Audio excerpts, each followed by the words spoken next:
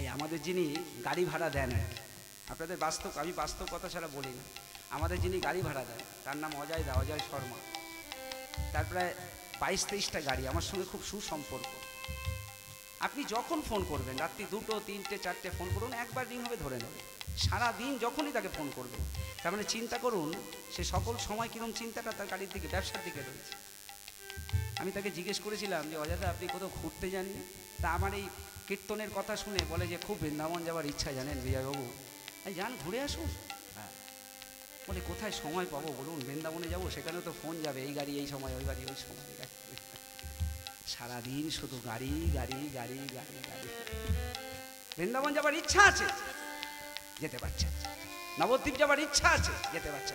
তার দ্বারকা যাবার খুব শখ, যেতে পারছে। তাই সকালবেলা উঠেই ছুটছে, শুধু ছুটছে ছুটছে। লোভী মানুষ, ওই জমিটা, আহা হা, ওই জমিটা, আরেকটা আরেকটা আরেকটা, দৌড়চ্ছে শুধু। এই দৌড়তে দৌড়তে জমির লোভে কখন যে দুপুর 12টা বেজে গেছে। এবার সূর্য আস্তে আস্তে ঢলতে শুরু করেছে, 1টা 2টো 2:30 3টে। এই 3টের সময় খেয়াল করেছে, আরে এই যত জমি পার করেছি সাধুর কাছে তো আবার ফিরতে হবে গো। ছি ছি ছি ছি ছি, আর তো অল্প সময়, সেই সকাল থেকে ছুটছি, প্রায় এত বেলা হয়ে গেল। হ্যাঁ, যত জোরে ছুটেছিল তার 8 গুণ জোরে এবার ফিরতে শুরু করেছে। আগের দিন রাতে ঘুম নেই, খাওয়া নেই, সেদিন সারাদিন খাওয়া নেই, ঘুম নেই, শুধু ছুটেছে। আর যত জোরে ছুটেছিল তার 8 গুণ জোরে এবার ফিরছে। চিন্তা করুন শরীরের ওপর চাপটা কিরম পড়বে। ওই ছুটতে ছুটতে ছুটতে তারও স্বরে, লোভিত, নাহলে জমিগুলো হাতছাড়া হয়ে যাবে সব জমি। ঠিক সূর্য অস্ত হয় হয়,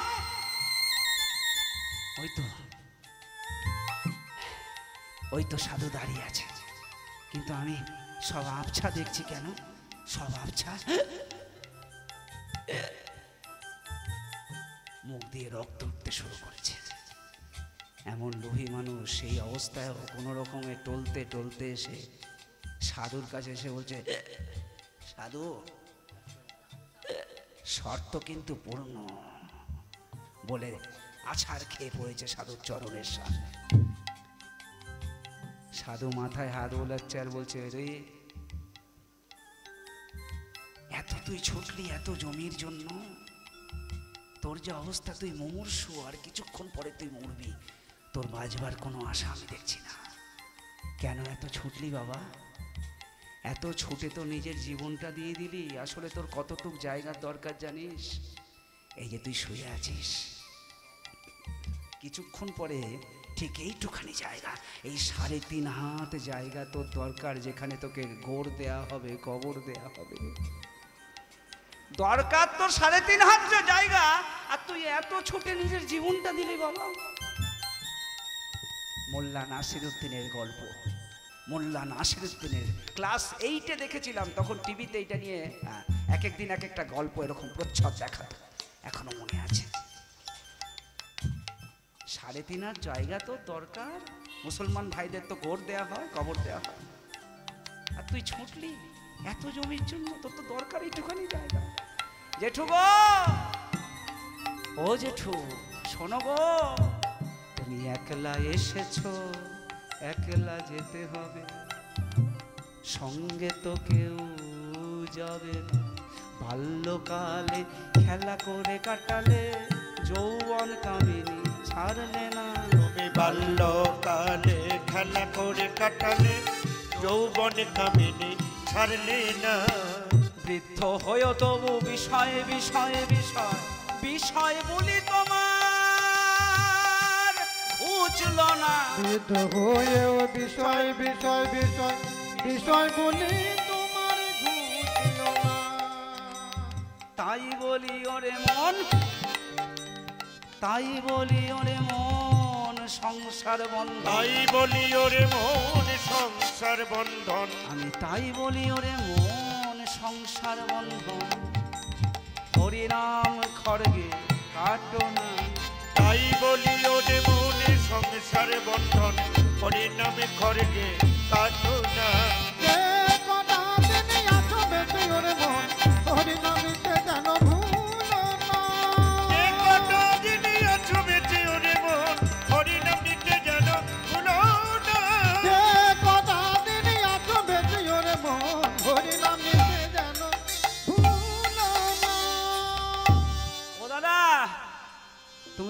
বলেছিলে রঘুনাথ পণ্ডিত হলে ওর বিষয়ে নেশা হবে, এইসব হরিনাম টরিনাম ছেড়ে দেবে, ওর তো নেশারও বেড়ে গেল। এই গোবর্ধন শোন, হাল ছাড়িস না, আমি অত সহজে আশাহত হই না। আমরা জমিদার, ওকে আমি সংসারী করব, বিষয় করবো। আর কি করে করবো জানিস? আমি ওর বিয়ে দেবো, এমন সুন্দরী বউর জন্য ঘরে আনবো, বউরা গুণ জানে দেখবি। বিয়ের 2-3 মাস পরে শুধু পরিবর্তনটা দেখবি। আগে বউ ঘরে আসুক, যে আমরা পারিনি তাই এসে ওর বউ করবে। ও মায়েরা, ভক্তমণ্ডলী, রঘুনাথ দাসের শত বাধা সত্ত্বেও রঘুনাথ দাসের বিবাহ দিলেন বাবার জ্যাঠা, হুগলি জেলার সর্বশ্রেষ্ঠ অপ্সরা সমকন্যা, সর্বশ্রেষ্ঠ সুন্দরী, যে মেয়েটার নাম হলো রত্নাবতী। বিয়ে হলো, রঘুনাথ দাস স্ত্রীর সঙ্গে কথা বলেন না। 5 দিন পরে একদিন রত্নাবতী বিকেলবেলা রঘুনাথ দাসকে একা পেয়ে বাগানের মধ্যে চরণ দুটোই প্রণাম করে বললেন, স্বামী রত্নাবতী, আপনি আমার সঙ্গে কথা বলেন না কেন? আমি কি কোনো অন্যায় করেছি, অপরাধ করেছি? না রত্নাবতী, তুমি কেন অপরাধ করবে? তাহলে আপনি আমার সঙ্গে কথা বলেন না কেন? আমি আপনার স্ত্রী আর আপনি আমার পতি। রত্নাবতী, আমি যেমন তোমার পতি, আমিও যেন আমার পতিকে খুঁজছি, ওই জন্যই মনটা খারাপ। ছোটবেলা থেকে খুঁজছি আমার পতিকে, কিন্তু এখনো দেখা পাইনি। আপনার পতি? পুরুষ মানুষের আবার পতি হয়? হয় রত্নাবতী, এই জগৎ সংসারে আমরা সবাই প্রকৃতি, পুরুষ মাত্রই একজন, ব্রজের ব্রজেন্দ্র নন্দন নবঘন শ্যাম সুন্দর। রত্নাবতী, আমি আমার পতিকে খুঁজছি। এই কলিকালে যে জন্মেছে অন্তর কৃষ্ণ বহির রাধার রূপ নিয়ে, ওই নদিয়া নবদ্বীপের মাটিতে যার নাম হয়েছে শ্রী গৌরাঙ্গ রত্নাবতী। তুমি যদি আমার সহায় হও, এটাই গৌর হরি, তুমি যদি আমার সহায় হও, তাহলে আমার প্রতি ওই গৌরকে আমি দেখতে যেতে পারি। কোথায়? কোথায়? ওই শান্তিপুরের মাটিতে আমার প্রতি আসছেন শ্রী গৌরাঙ্গ। সন্ন্যাসের পরে আমার প্রভু তিনি সিদ্ধান্ত নিয়েছিলেন বৃন্দাবনে যাবেন, কিন্তু বৃন্দাবনে তার যাওয়া হয়নি।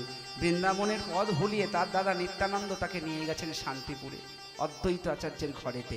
আমাদের এই আদি সপ্তগ্রাম থেকে শান্তিপুর বেশি দূরে নয়। আগামী দিন সকালবেলা আমি চিন্তা করেছি আমার প্রতি গৌরকে আমি দেখতে যাব। বেশ, যাবেন। স্বামীর সুখই হলো স্ত্রীর সুখ, যাবেন আপনার যদি তাই মনে হয়।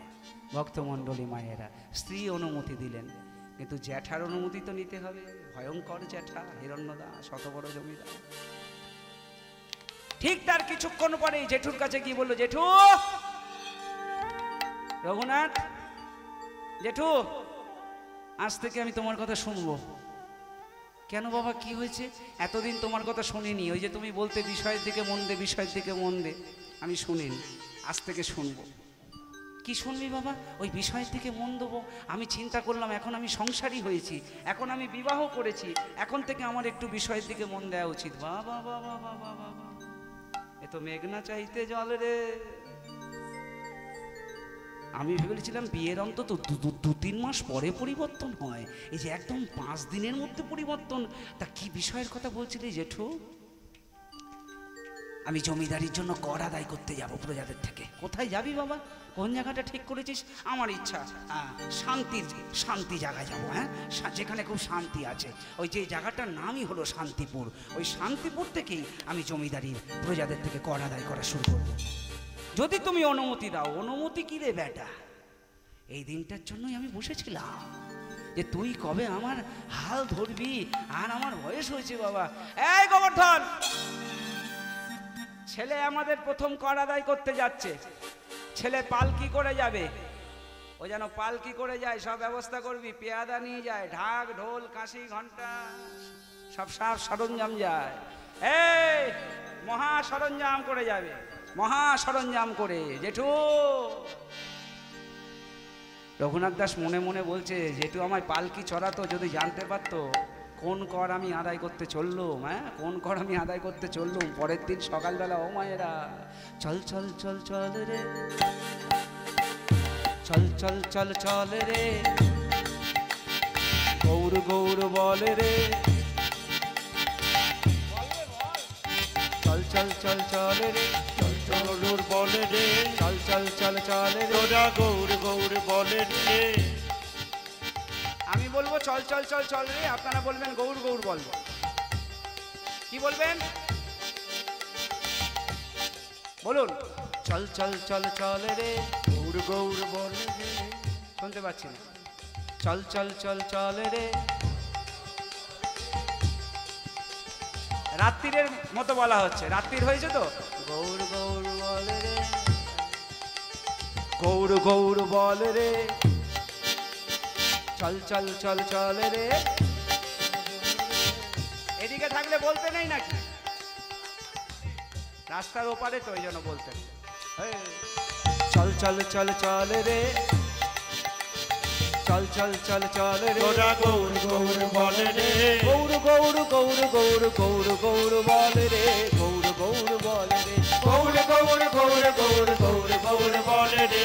গৌর গৌর বলে রে। আহা, গৌর গৌর গৌর গৌর গৌর গৌর বলে রে, গৌর গৌর বলে রে। ওই গৌর গৌর গৌর গৌর গৌর গৌর বলে রে। গৌর গৌর বলে রে। গৌর বলো গৌর বলো গৌর বলো ভাই, গৌর বলো গৌর বলো গৌর বলো আহা, ভাই। গৌর বলো গৌর বলো গৌর বলো ভাই, গৌর বলো গৌর বলো গৌর বলো ভাই। চল চল চল চল রে, তোরা গৌর গৌর বলে রে। চল চল চল চল রে, তোরা গৌর গৌর বলে রে।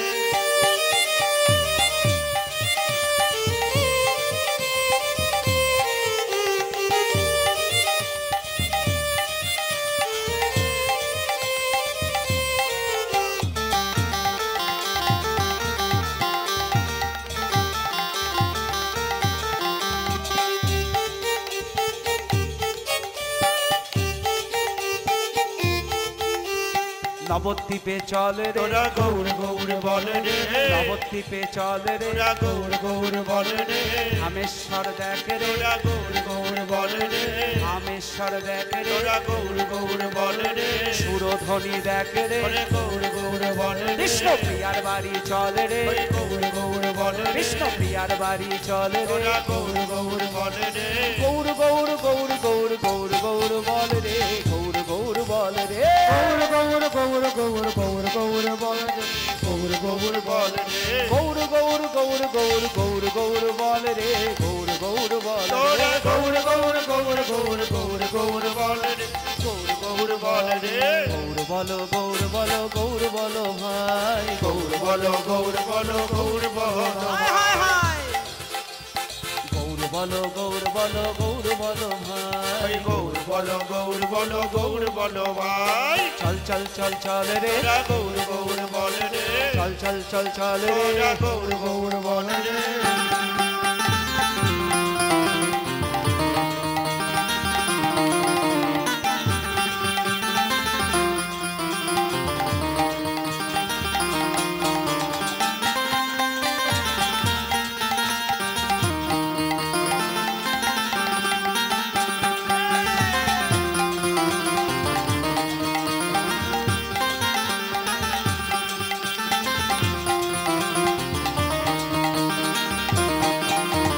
শান্তিপুরে চল রে, তোরা গৌর গৌর বলে রে। শান্তিপুরে চল রে, তোরা গৌর গৌর বলে রে। অদ্বৈতের বাড়ি চল রে, তোরা গৌর গৌর বলে রে। পাবলারি চল রে, তোরা গৌর গৌর বলে রে। মহাপ্রভু দেখ রে, তোরা গৌর গৌর বলে রে। শান্তিপুরে চল রে, তোরা গৌর গৌর বলে রে। সীতানাথের বাড়ি চল রে, তোরা গৌর গৌর বলে রে। অদ্বৈতের বাড়ি চল রে, তোরা গৌর গৌর বলে রে। গৌর গৌর গৌর গৌর গৌর গৌর বল রে, গৌর গৌর বল রে, গৌর গৌর গৌর গৌর গৌর গৌর বলে রে। গৌর গৌর বলে রে। গৌর গৌর গৌর গৌর গৌর গৌর বল রে, গৌর গৌর বল রে, গৌর গৌর গৌর গৌর গৌর বলে রে। গৌর গৌর বলে রে। গৌর বলো গৌর বলো গৌর বলো ভাই, তোরা গৌর বলো গৌর বলো গৌর বলো ভাই। নিতাই বলো নিতাই বলো নিতাই বলো ভাই, আরে নিতাই বলো নিতাই বলো গৌর বলো ভাই। চল চল চল চল রে, তোরা গৌর গৌর বলে রে। চল চল চল চল রে, তোরা গৌর গৌর বলে রে।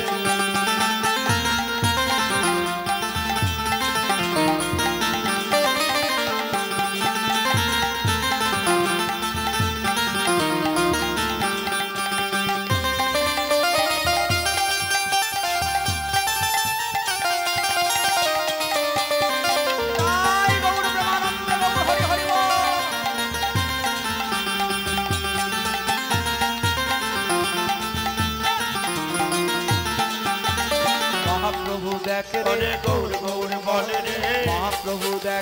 তোরা গৌর গৌর বলে রে নিতাই প্রভু দেখে রে তোরা গৌর গৌর বলে রে দ্বৈত প্রভু দেখে রে তোরা গৌর গৌর বলে রে সীতানাথ দেখে রে তোরা গৌর গৌর বলে রে ঠাকুরানী দেখে রে তোরা গৌর গৌর বলে রে বাবলারি দেখে রে তোরা গৌর গৌর বলে রে শান্তিপুর চলে রে তোরা গৌর গৌর বলে রে গৌর গৌর গৌর গৌর গৌর গৌর বলে রে গৌর গৌর বলে রে ওই গৌর গৌর গৌর গৌর গৌর গৌর বলে রে গৌর গৌর বলে রে গৌর গৌর গৌর গৌর গৌর গৌর বলে রে গৌর গৌর বলে ওই গৌর গৌর গৌর গৌর গৌর গৌর বলে রে গৌর গৌর বলে রে গৌর বলো গৌর বলো গৌর বলো ভাই গৌর বলো গৌর বলো গৌর বলো ভাই গৌর বলো গৌর বলো গৌর বলো ভাই গৌর বলো গৌর বলো গৌর বলো ভাই গৌর বলো গৌর বলো গৌর বলো ভাই গৌর বলো গৌর বলো গৌর বলো ভাই জয় গৌর জয় গৌর জয় গৌর জয় গৌর জয় গৌর জয় গৌর শান্তিপুরের মাটিতে পা দিয়েই যেই জয় গৌর ধরে দিয়েছেন, অত বাদ্যি অত বাজনা অত পালকি পাইক পেয়াদা। সমবেত দর্শক মণ্ডলী এবং আমার গুরুজনেরা এবং আমার ছোট ছোট ভাই বোন, শুভঙ্কর পাল দাদার গান শুনিয়া 100টি টাকা উপহার করেছেন এবং অনুষ্কা পাল 20টা টাকা উপহার করেছেন। শান্তিপুরের মাটিতে পা দিয়েই ওই পালকি পাইক পেয়াদা দেখেই মহাপ্রভু দেখবেন ফুটে না জানো মহাপ্রভু উচ্চ স্বরে বলে উঠেছেন, কে তুই? কি তোর নাম? এত পালকি পাইক পেয়াদা এত আড়ম্বর আমি ওসব পছন্দ করি না, আমি বিরক্ত সন্ন্যাসী। রঘুনাথ দাস শুধু মহাপ্রভুর বদন দেখছেন, চরণ দেখছেন, আর হরিদাস ঠাকুরের কথা মনে পড়েছে। এই সেই যুগল চরণ, রাধা কৃষ্ণ মিলিত তনু যে চরণ, যিনি অন্তর কৃষ্ণ বহির রাধা, এই আমার সেই সম্পত্তি স্বরূপ রাধা কৃষ্ণ। ছুটতে ছুটতে এসে মহাপ্রভু শ্রী চরণ দুটো জড়িয়ে ধরে বলেছে, প্রভু আমার নাম রঘুনাথ, কিন্তু জনমে জনমে আমি তোমার দাস, আমি গৌর দাস, আমি কৃষ্ণ দাস। আর কি চাইতে এসছি জানো? আমি আর ঘরে ফিরতে চাই না, আমি তোমার ওই চরণ সেবা করে তোমার সাথী হতে চাই। তুমি কৃপা করে তোমার সঙ্গের সাথী আমাকে করে নাও, তোমার চরণ ছাড়া আমাকে করো না। রঘুনাথ, ঘরে ফিরবি না? না। বয়স কত তোর? 15 ঠাকুর। হ্যাঁ 15। বিবাহ করেছিস? হ্যাঁ। ঘরে কে কে আছে? বাবা মা জ্যাঠা জেঠি। এই বয়সে আমার চরণ পেতে চাস আর ঘরে ফিরতে চাস না? না প্রভু, অত জমিদারি অত সম্পত্তি, তোর যা ব্যাপার দেখছি, আমি আমি আমি ওসব কিছু চাই না, আমি শুধু তোমার চরণ সেবা করতে চাই। শোন রঘুনাথ, সময় এখনো তোর হয়নি, আমি তোকে বলছি ফিরে যা, ফিরে যা, স্থির হইয়া ঘরে যাও, না হও বা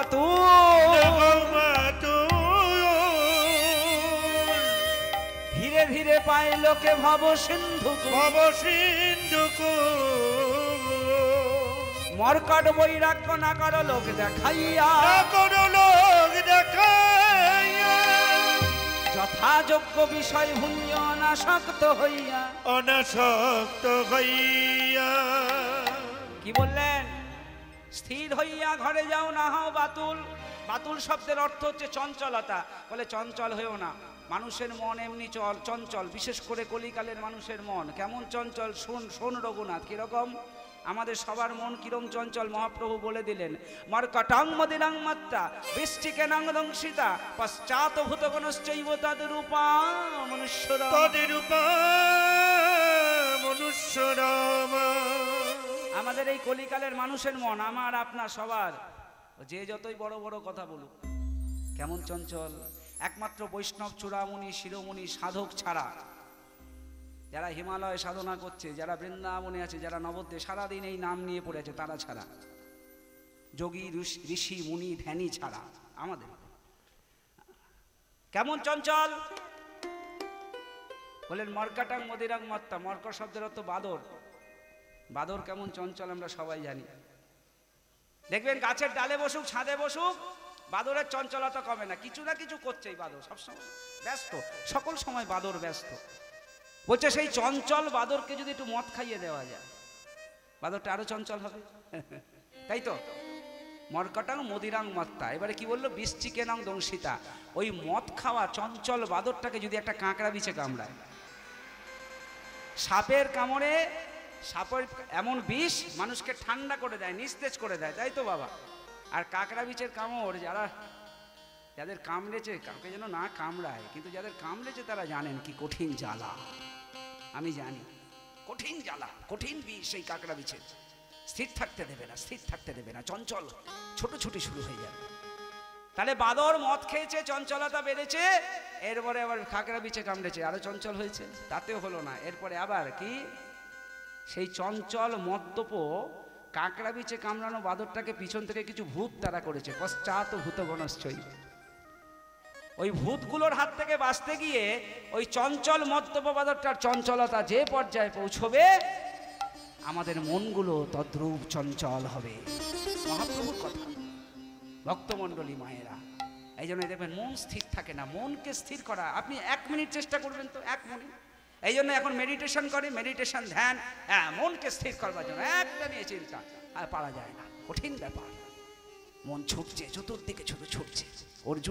অর্জুন ভগবান শ্রীকৃষ্ণের চরণ দুটো ধরে বলেছিলেন না, আমার মনটাকে স্থির করো সখা, আমি পারছি না, আমার মন শুধু ব্যাকুল, চতুর্দিকে শুধু ছুটছে। কৃষ্ণ বলেছিলেন, অর্জুন এর ওষুধ আমার কাছে নেই। আমাদের মন 200 কিলোমিটার গতিতে সকল সময় ছোটাছুটি করে, অর্জুন এর ওষুধ আমার জানা নেই। বলে কোনো ওষুধ নেই? বলে আছে, একটাই ওষুধ, গীতাতে বললেন স্বয়ং ভগবান, অভ্যাস যোগ, অভ্যাস। সেই জন্যই জপ তপ ধ্যান, এক মন, অভ্যাস। প্রত্যেক দিন নিত্য নৈমিত্তিক এক বস্তু অভ্যাস, অভ্যাস করতে করতে করতে যদি তার মন স্থির হয়, স্থির হইয়া ঘরে যাও না হও বাতুল, ধীরে ধীরে পায় লোকে ভব সিন্ধুকুল। যা কিছু অ্যাচিভ করতে হয় ধীরে ধীরে। আপনি ধনী হন ধীরে ধীরে, সেটা টিকবে। হঠাৎ করে ধনী হলে হঠাৎ করে ফুস। আপনি সাধক হন, সাধক হতে গেলেও ধীরে ধীরে, হঠাৎ করে হয় না কেউ। আর যদি সাধক হঠাৎ করে হয়, বুঝবেন ভণ্ড হবে না। স্তর আছে তো। ধীরে ধীরে পায় লোকে ভব সিন্ধুকুল,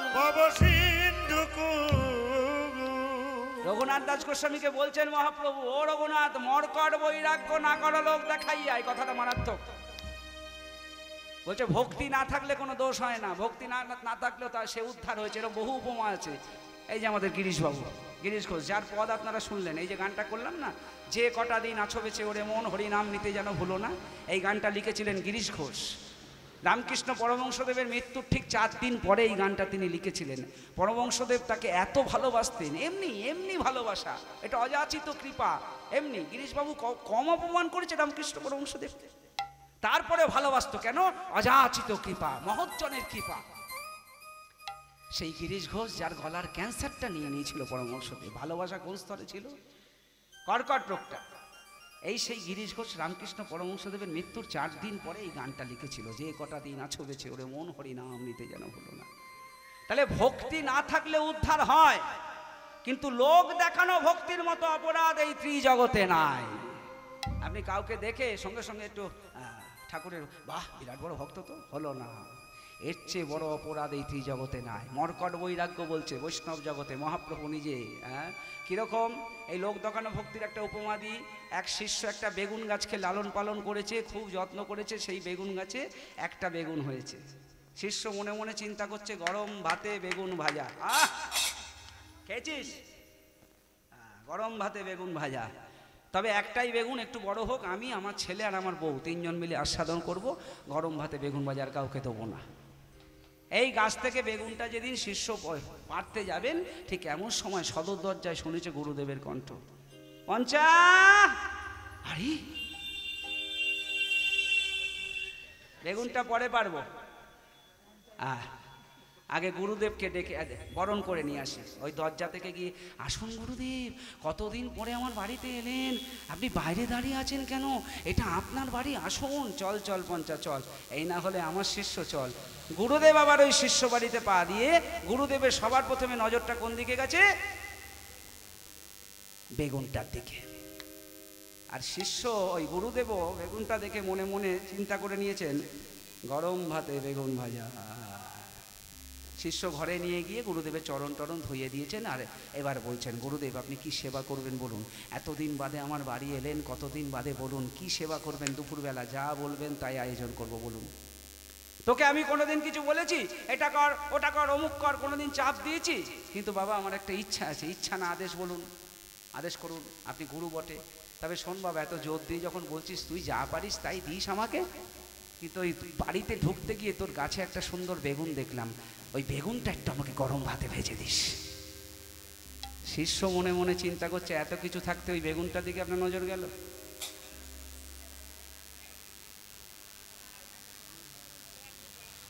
আমার এতদিনকার আশার বেগুন, ওইটার দিকে নজর গেল। আচ্ছা দেখি যদি বেগুনটা রাখতে পারি। শিষ্য